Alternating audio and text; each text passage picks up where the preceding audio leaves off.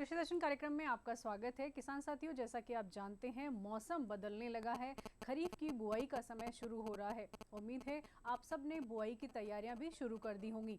इस मौसम में किस तरह से हमें सार संभाल करनी है, किस तरह से नई जो तकनीक है उसकी समझ रखनी है और ख़ास तौर पर बारिश के मौसम में किस तरह से पानी की बचत करनी है, इस खास विषय पर आज के कार्यक्रम में हम चर्चा करेंगे। और चर्चा के लिए मौजूद हैं हमारे साथ भंवरलाल शर्मा जी।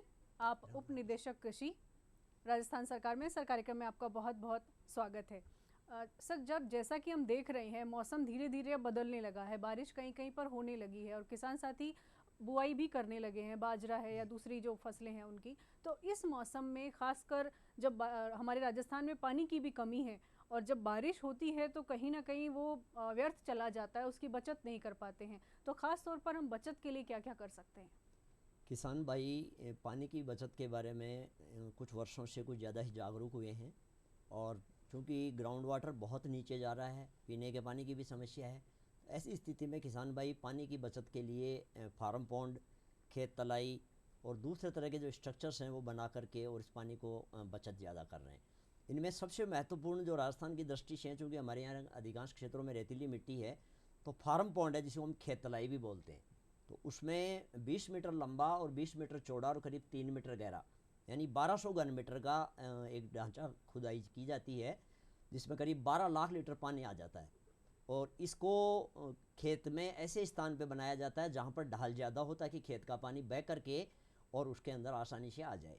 तो जहाँ अच्छी मिट्टी है, करीब करीब ज़्यादा रेतीली नहीं है, वहाँ पर एक वर्षा करीब 15-20 अंगुल की जो बरसात है, उस बरसात से ये फार्म पॉन्ड आसानी से भर जाता है। जी जी। तो किसान भाई विशेषतया जो जागरूक है उन्होंने बना लिए।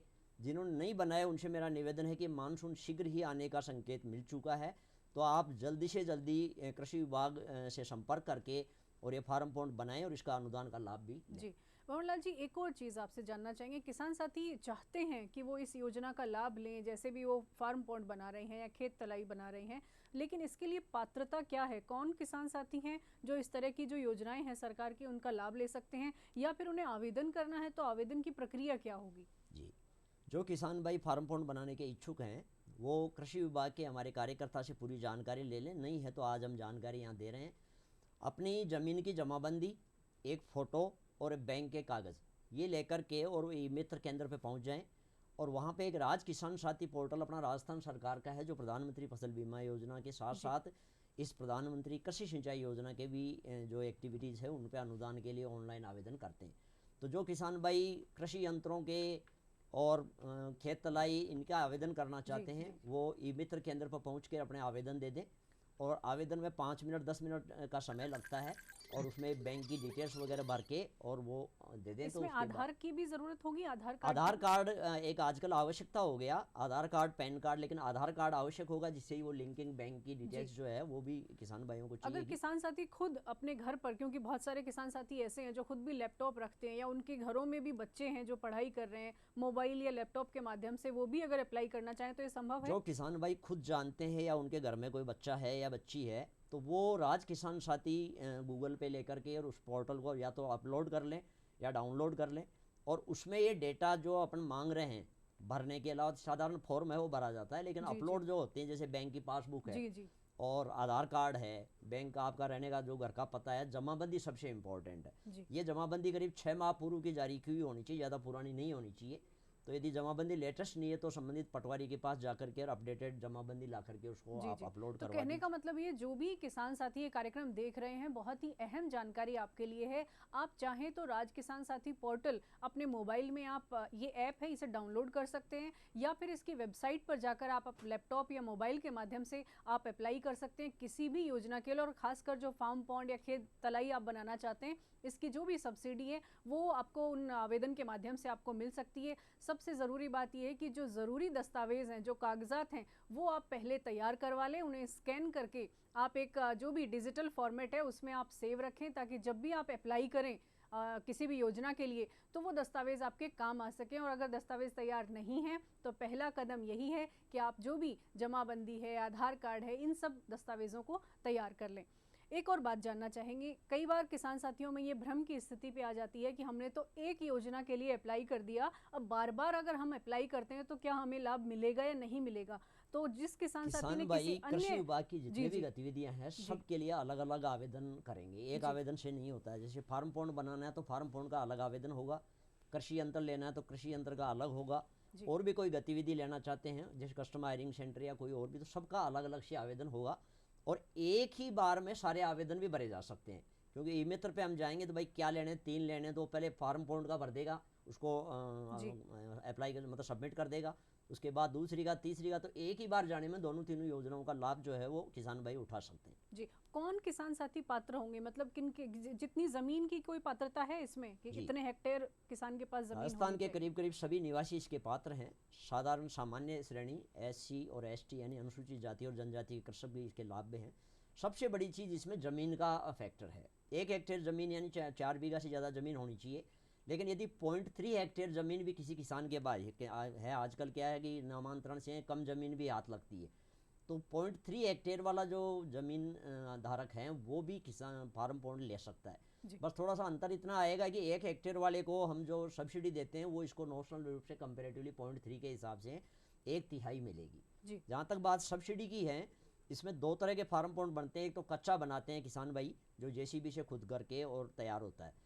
दूसरा, इस कच्चे में जहाँ मिट्टी थोड़ी सी हल्की है, पानी रुकता नहीं है, वहाँ पर प्लास्टिक लाइनिंग से बनाया जाता है। तो इसमें पॉलीथीन शीट बिछा करके भी बनाते हैं। तो एक के अंदर 75,000 के करीब जो अनुदान था उसको तो बढ़ा करके राज्य सरकार ने 90,000 रुपये कर दिया है, और पहले एक 52,500 जो जी अनुदान था उसको करीब 63,000 रुपये कर दिया है। तो जो कच्ची खेत तलाई है उसमें 63,000 रुपये का अनुदान है, 50% भारत सरकार का और 10% इसमें राज्य सरकार की सहायता है। ऐसे करके 60% अनुदान किसान भाइयों को दे है, और सभी श्रेणी के कृषकों को समान यानी रूप से अनुदान। 40% ही किसान को देना है, बाकी साठ जी प्रतिशत सरकार दे रही है। जी। जी भंवरलाल जी, एक और बात जानना चाहेंगे, जैसे खेत तलाई है या फार्म पॉन्ड है, क्या इसको बनाने का कोई प्रशिक्षण भी किसान साथी को लेना चाहिए, किस तकनीक से बनाए। किसान भाई एक्चुअली ये JCB से मशीन का काम है, लेकिन फिर भी किसान भाई चाहें तो हमारे कृषि विभाग के कार्यकर्ता से मिल लें, वहाँ लगातार प्रशिक्षण भी दिए जाते हैं, तो वो प्रशिक्षित भी हो सकते हैं। नहीं तो जो पड़ोसी किसान ने फार्म पॉन्ड बना रखा है उसके फार्म पॉन्ड को देखने से ही किसान भाई प्रेरित होकर के फार्म पॉन्ड बना रहे हैं। लेकिन कोई किसान भाई यदि इसको महानरेगा से जोड़ करके यदि मस्ट्रोल इशू करा के भी लेना चाहता है अपने घर परिवार के साथ, तो वो पंचायत समिति में संपर्क करके मस्ट्रोल भी इशू करा सकते हैं। तो इसमें लेबर कंपोनेंट जो है वो नरेगा से भी इसमें दिया जा सकता है। जी जी, ये बहुत ही अहम जानकारी आप दे रहे हैं भंवरलाल जी।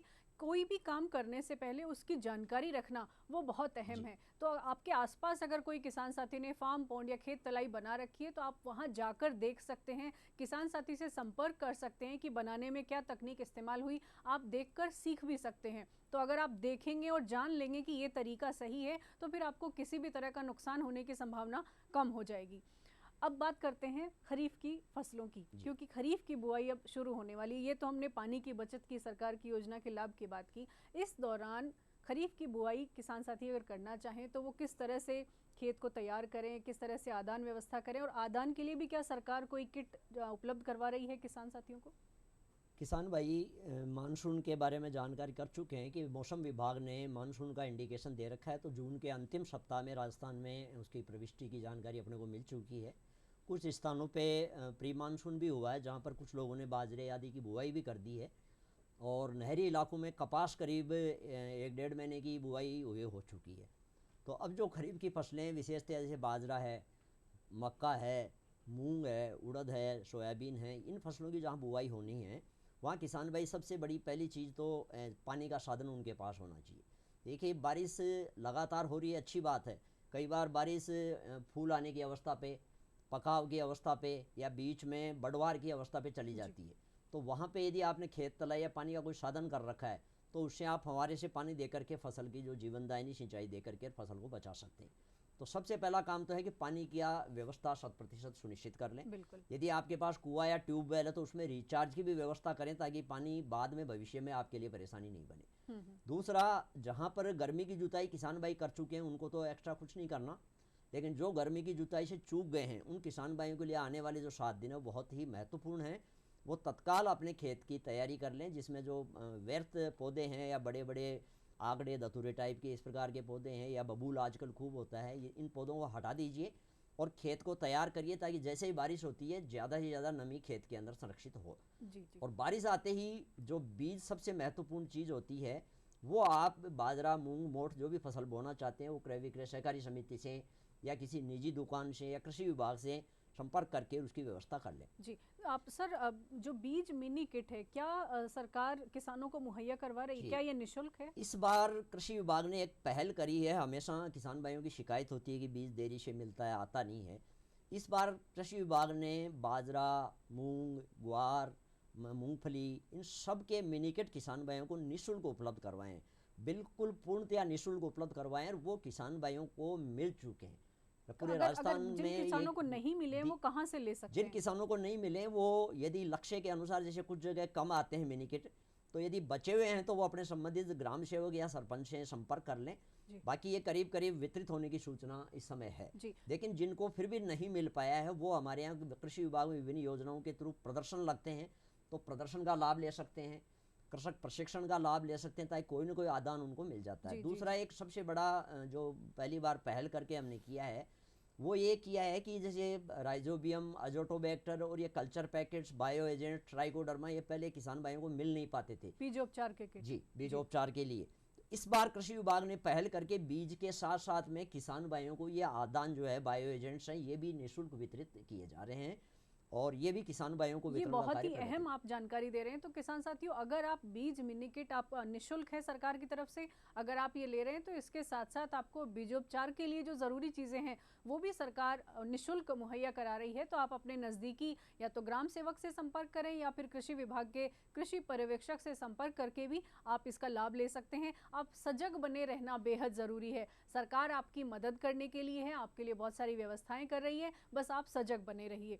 इसके अलावा जैसे कम पानी में अधिक उत्पादन देने वाली कुछ किस्मों की अगर हम बात करें तो बाजरा, मूंग, मोठ, इनकी जी, कुछ किस्में किसान साथियों को सभी बताएं ताकि फसलों में लाभ अलग हो। अलग खंडों के लिए किस्में हैं। जैसे अपन जयपुर खंड की बात करें तो यहाँ HHB 67 है। और दूसरे अपन जैसे ज्वार में बात करें तो CSV 17 है। मक्का है। ग्वार के अंदर जैसे करते हैं तो RGC सीरीज की 1033, 1077 किस्में हैं। मूंग में विशेषतः अपन देखें तो SML 668 है। और एक और है GM 4 के नाम से, जो दूसरे खंडों में काम आती है। उड़द में आप देखें तो प्रताप उड़द 1 के नाम से जो PU 1 करके किस्म आती है, ये कम समय में पकती है और पानी भी इनको कम चाहिए। इसी प्रकार से सोयाबीन में अपन विशेषतः जहाँ बात करें तो GRF 60 है, प्रताप सोया 45 है। ये किस्में हैं जो कोटा खंड के लिए उपयुक्त हैं। जी जी। तो किसान भाइयों से निवेदन है कि वो जिनका खुद का घर का तैयार किया हुआ बीज है, तो उस बीज को ज़्यादा से ज़्यादा उपयोग करने की कोशिश करें, क्योंकि उनको खुद को उसको किस्म की और उसकी गुणवत्ता के बारे में जानकारी है। जी और यदि नयापन में कुछ लेना चाहते हैं तो पड़ोसी किसान ने तो अपने कृषि विभाग की NSC की जो दुकान है या अधिकृत शोरूम है, वहाँ से जाकर के ये बीज जो है वो किसान भाई ले सकते हैं। बरसात से पहले तैयारी कर। जी जी। एक और बात जानना चाहेंगे, सूक्ष्म पोषक तत्वों की अक्सर कमी के कारण फसल का उत्पादन प्रभावित होता है। जी। तो सूक्ष्म पोषक तत्वों के लिए भी कोई किट सरकार दे रही है, या फिर दूसरी एक अहम जानकारी, क्या खेत की मिट्टी की जांच करवाने के बाद सूक्ष्म पोषक तत्व लेने चाहिए? इस बारे में आप क्या कहेंगे? बिल्कुल आपने सही प्रश्न किसान भाइयों के लिए किया है।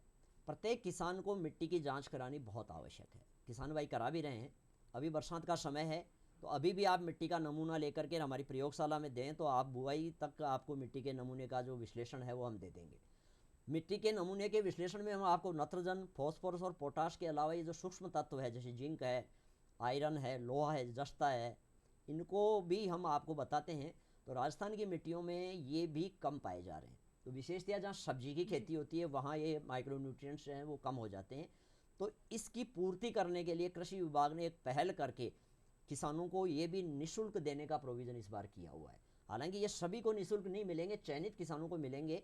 उनकी सूचियां किसान भाई अपने जनप्रतिनिधियों से, सरपंच के साथ बैठ करके हमारे कृषि विभाग के सहायक कृषि अधिकारी जी और कृषि पर्यवेक्षक से संपर्क करके और इसका लाभ ले सकते हैं।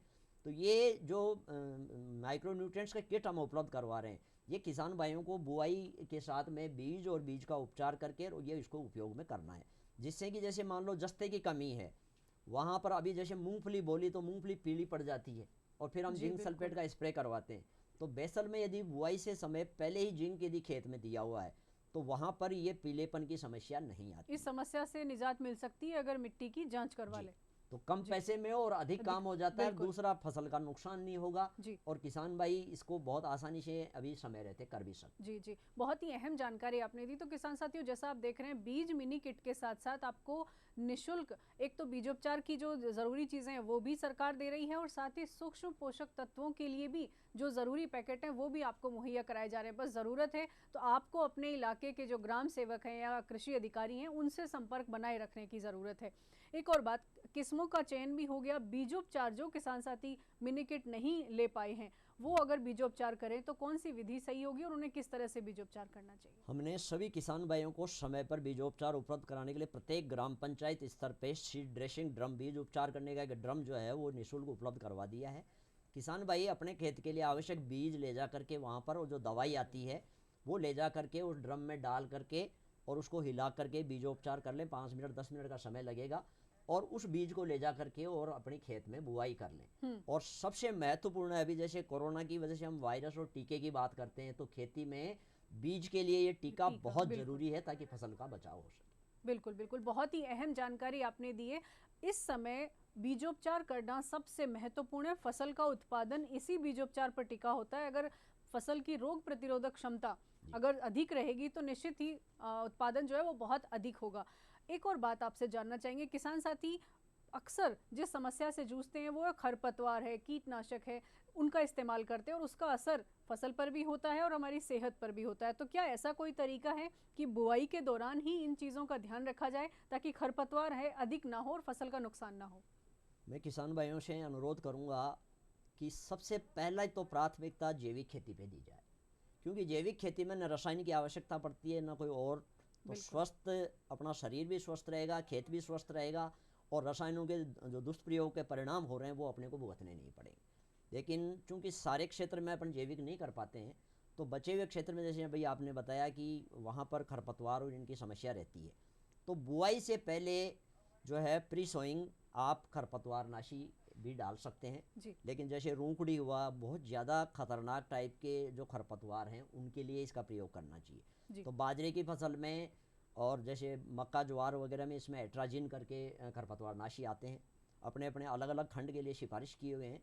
तो हमारे कृषि विभाग के जो कार्यकर्ता है उससे आप संपर्क करके आप कौन सा खरपतवार आपकी ज़्यादा समस्या का है उसको दिखा करके उसकी आप जानकारी ले लें। और यदि आवश्यकता है, यदि आपको लगता है कि श्रमिक ज़्यादा लगते हैं, परेशानी ज़्यादा आ रही है, तो बुआई से पहले ही इसको आप खरपतवारनाशी को डाल के फिर सजग बुआई रह करें। के अगर हम काम करें तो निश्चित ही नुकसान से जी। बच सकते हैं। बहुत बहुत धन्यवाद भंवरलाल जी, आपने बहुत ही अहम जानकारियां किसान साथियों के साथ साझा की।